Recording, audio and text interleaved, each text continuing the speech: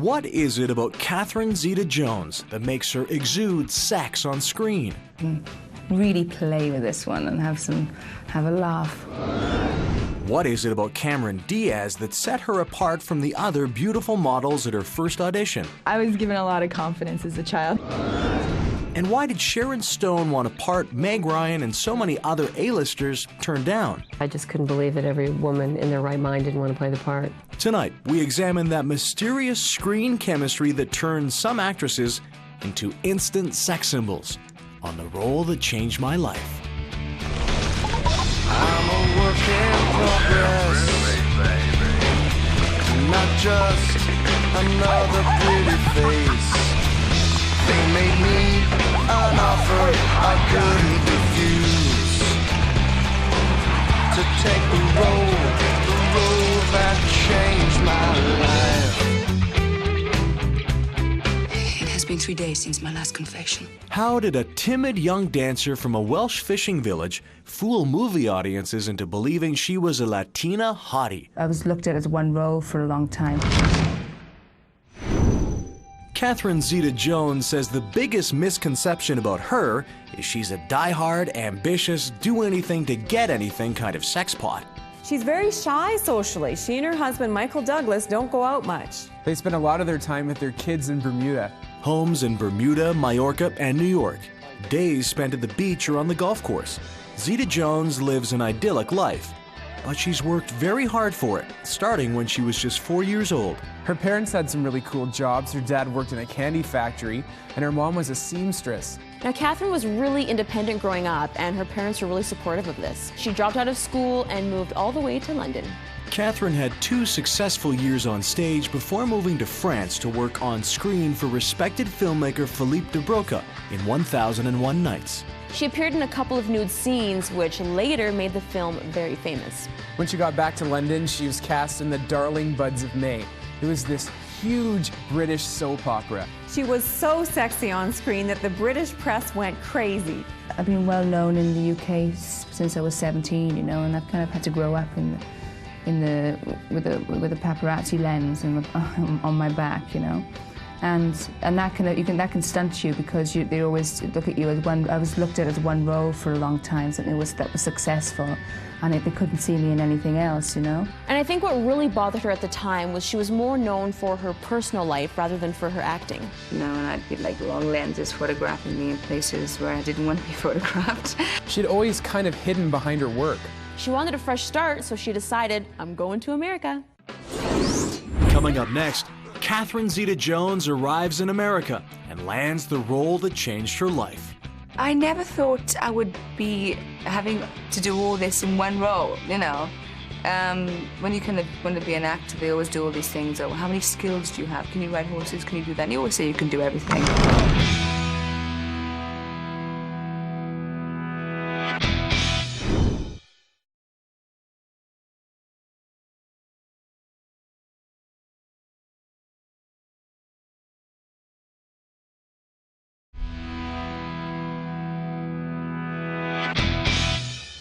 Broken the fourth commandment, Padre. You kill somebody? No, that is not the fourth commandment. After a successful career in the UK, Catherine Zeta-Jones decided to move to the US. It wasn't long before she caught the eye of director Martin Campbell. The director, along with executive producer Steven Spielberg, were looking for a leading lady to star opposite Antonio Banderas in 1998's The Mask of Zorro. The great thing is to discover someone. In this case, it happened to be her because few people have seen her outside of England, I think. Antonio Banderas is obviously so handsome, and Spielberg wanted to make sure that they had a woman that was just as hot as he was on the screen. Everyone wants to have a leading lady and a leading man who have that je ne sais quoi kind of, you know, thing going on. And who can forget that scene where Antonio Banderas, he takes his sword and it's... And then the dress falls off.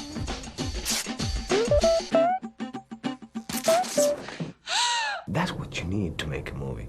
You need to make a movie just to be real, honest, and make the people being real in front of each other. Catherine attended what she called Mask of Zorro boot camp. That 2 hours of sword fighting in the morning, 2 hours of dancing with Antonio, 2 hours of horseback riding, and then voice coaching. And then the next day, we do it all over again. Catherine was aware of exactly what her body could do, and she used that talent to make herself irresistible to men on screen. The first day, my body felt like it had been battered, you know. I was like, I can't do this anymore. I'm sure your mother would be very proud of you, Sinu. Thank you. I think Anthony was concerned because Catherine insisted on doing all of her own stunts. I've seen actors maimed and we knew one actor killed because he did a stunt on a horse. He was killed. We have the 4 Musketeers.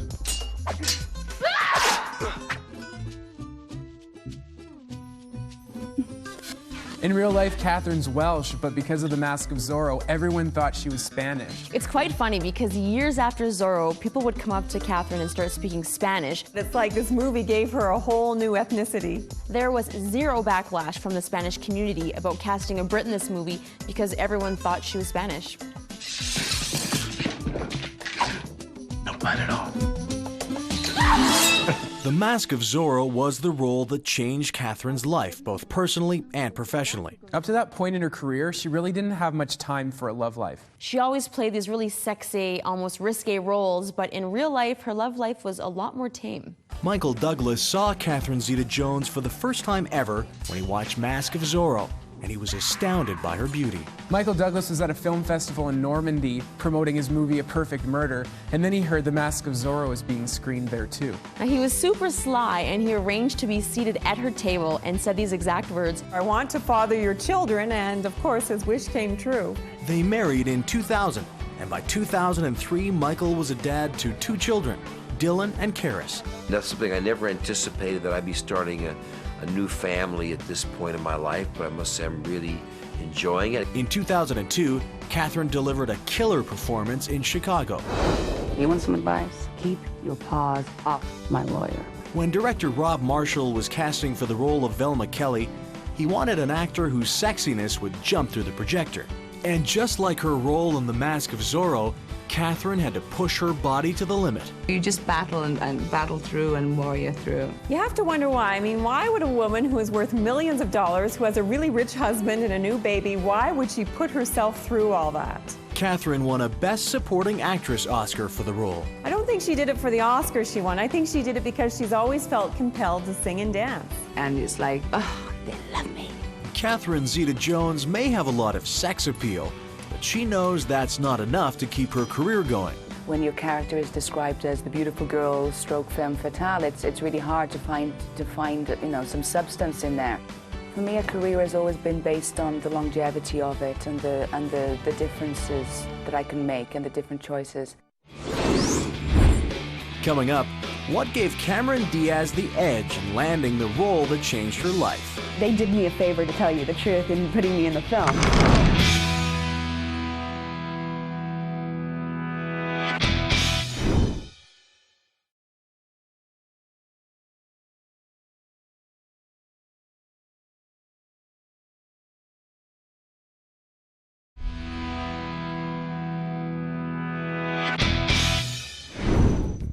How did a model with no acting experience land a starring role opposite Jim Carrey and prove she was more than just a pretty face? The answer is in the role that changed her life. She had no formal training. This was her first acting job ever. I stumbled upon it. It hit me smack dab in the face. Any gorgeous model could have been cast in this role, but there was just something about Cameron. She's got this kind of twisted sense of humor. So right away I saw, all right, this is a great looking girl, but there's something quirky about her. Cameron Diaz was another beautiful young woman who grew up fast. She grew up in San Diego, and her family settled in Long Beach. She was really mature from a young age. She used to go to lots of parties with her parents. I was given a lot of confidence as a child. My parents probably gave me too much confidence, but my sister and I both, my sister was definitely the good girl, and I was a troublemaker. When Cameron was 16, she was at this glitzy Hollywood party, and a photographer saw her and said she should hook up with elite models. Cameron had this kind of interesting look because she's part Cuban from her father's side, then her mother is part Cherokee Indian, part German and part English. At 21 years old, she was already modeling all over the world and having a number of personal adventures. Cameron was earning $2,000 a day working for high-profile clients like Levi's, Calvin Klein, and Coca-Cola. But she thought it would be fun to try acting. I saw a script in my commercial agent's office, and I made a joke about being ready to do a film, although I'd never done one before. She was completely green, and she had never even taken an acting class. We were getting towards the end of our casting on The Mask, and we did not have the girl. It was just a classic Hollywood situation. Now, Jim Carrey was still unproven at the box office, so the director made this movie for him. But Jim Carrey's success also depended on finding just the right girl to star alongside him. The studio execs wanted a well-known actress. But director Chuck Russell, he pulled her picture out of a stack and he said, I want to see this girl. She has a charm and a look and a personality. I just couldn't get her out of my head. I read for a smaller part originally, and they liked me. They asked me back for Tina. The studio wanted to cast Anna Nicole Smith, but Chuck wanted Cameron. I think she had about 8 callbacks, and some of them involved some comedy improv and things I needed to know I could do with her. And I just told her, if you will trust me and go through these exercises, I think you should have this part. Finally, she was cast in the role that would change her life. In film, it's something where you really take a character and you become that character. You adapt yourself to that lifestyle. And, you know, that is something that's really just, you don't do with modeling. When Cameron made her entrance, every red-blooded man in the audience gulped.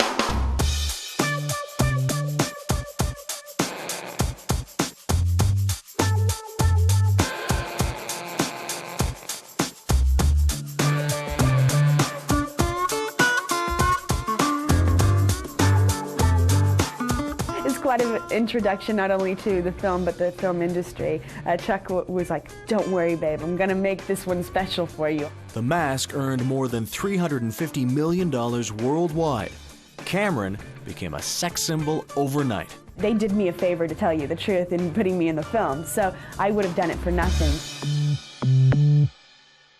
But rather than jumping into another high-profile film, Cameron did smaller, independent movies to strengthen her acting skills. She did the black comedy The Last Supper and Feeling Minnesota with Keanu Reeves, where she plays an ex-stripper. She's a knockout, isn't she? You won the game, I won the girl. The sort of quirky films she did right after The Masks, the independent films, and the kind of the chances she took, really have helped design a new kind of quirky leading lady that has been unique to Cameron.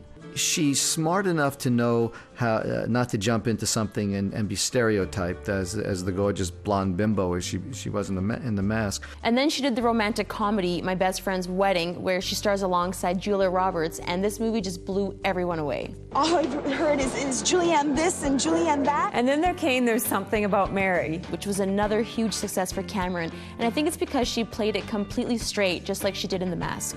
Are you going to the prom? I don't, I think proms Because are I thought maybe dumb. we could go together. We had to talk her into it. We wanted her really badly. She was available. She was the perfect woman for it. You know, we'd seen her in The Mask.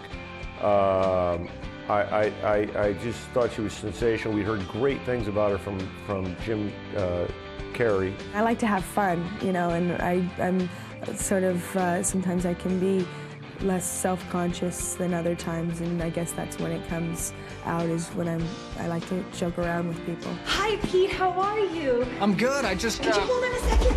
It's just been kind of crazy this week at work. She got paid $20 million for Charlie's Angels 2, which made her only the second actress to ever make that after Julia Roberts. I wasn't really surprised. I mean, she has that value commercially. And she's continued to do romantic comedies. We've got In Her Shoes, The Holiday, both were very well received. This can't be it. It's just down the lane. Do you think you can make it from here? Oh, thank you. Her career will continue for many, many more years because it's not about her looks. It's not about that. It really isn't. You know, again, I emphasize to people, it's not, there's a million beautiful girls out there and they couldn't do Mary. What I believe, what you put out in the universe comes back, so if I put something out, I want to make sure it goes to the right place, so I always knock on wood. Coming up, what did Sharon Stone have to do to land the role that changed her life? I was terrified. I was pacing like a caged animal.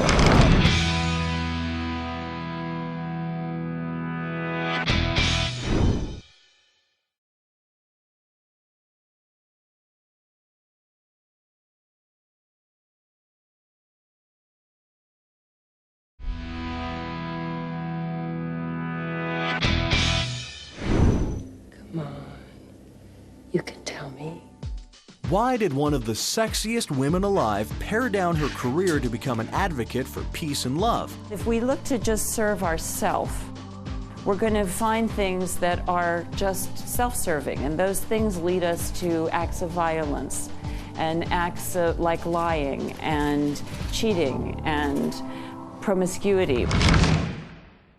Sharon Stone didn't hit her stride until she was 34, at a time when most women are worried about losing their sexual power. Unfortunately, in American society, women are very much judged and valued by their age. As beautiful as she is, Sharon learned from a young age to rely on her intellect, not her looks. Her dad, Joseph, really ruled the house. Joseph really taught her to hold her own. My father was a very liberal person who taught us a lot of liberal ethics and guided us a lot. Sharon liked to control things. She put on plays in the family's garage and cast her younger sister, Kelly. I was the big, into the production of it. I made my sister be the actress and the neighbors be the actors. No, I was busy. I didn't have time for the acting. Sharon was really smart. She did extremely well in high school, and she entered college at 15. Then suddenly she just gave it all up and moved to New York. Her dad was livid. He wanted Sharon to become a professional. But her mom understood. I mean, the mid-70s were a wild time, and she knew that Sharon was going to get into trouble if she didn't have bigger challenges and really a bigger life. Sharon began modeling, but times were tough. I don't have money to eat. I don't have money to live.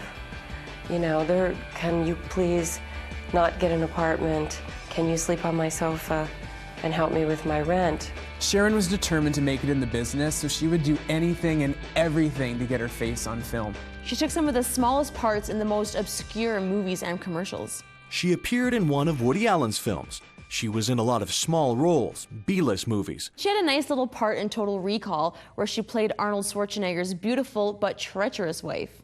You wouldn't hurt me. After all, we're married. Consider that a divorce. She was dating the Dutch director Paul Verhoeven. Paul got hold of a script that was making its way all around Hollywood. This movie was so controversial. It was the story of this murderous bisexual writer. I like men like that. Men who give me pleasure. He gave me a lot of pleasure. I kept that script on the top of my refrigerator for 5 months going, okay, it's gonna be my part. But producers wanted a name actress. There were so many actresses that were offered this role: Gina Davis, Michelle Pfeiffer, Julia Roberts, Meg Ryan, but they all didn't want to do it because of the nudity. Well, when I read that script, I just couldn't believe that every woman in their right mind didn't want to play the part. Would you tell us the nature of your relationship with Mr. Boz? I had sex with him for about 1.5 years. Paul knew that Sharon was hungry enough to fully commit to the script. He convinced producers to cast her as amp-rtcml in Basic Instinct. I thought, this is a part of a lifetime. During the police interrogation scene, Verhoeven had an idea. He wanted to shoot something never before seen in a big-budget Hollywood movie. Now Verhoeven, he wanted Sharon to flash the audience. Apparently, the story goes that her underwear was showing through that white dress she was wearing, so he asked her to remove them. She did, and then she uncrosses her legs. And did people notice? You ever engage in any sadomasochistic activity? Exactly what did you have in mind, Mr. Corelli?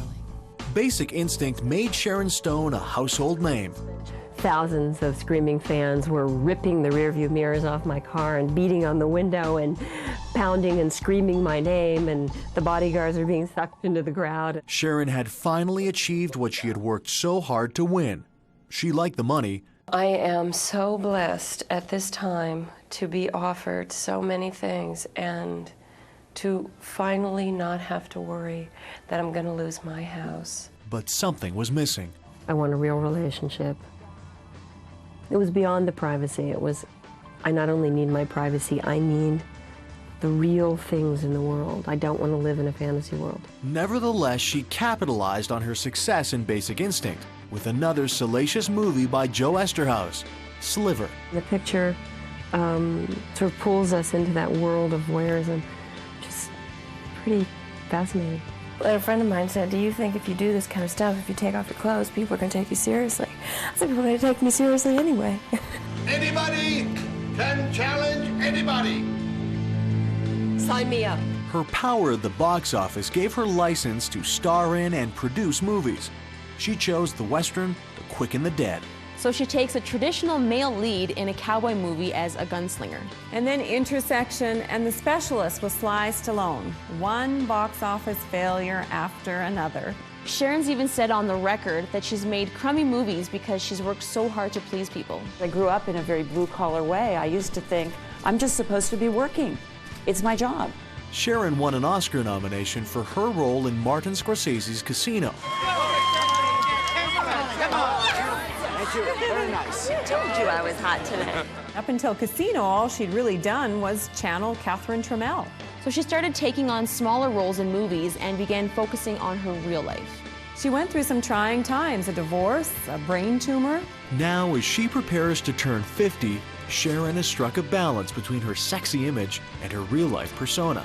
I feel like I'm growing into myself. I just feel more and more comfortable, more and more myself. Less and less that I need a mask, less and less that I have something to prove.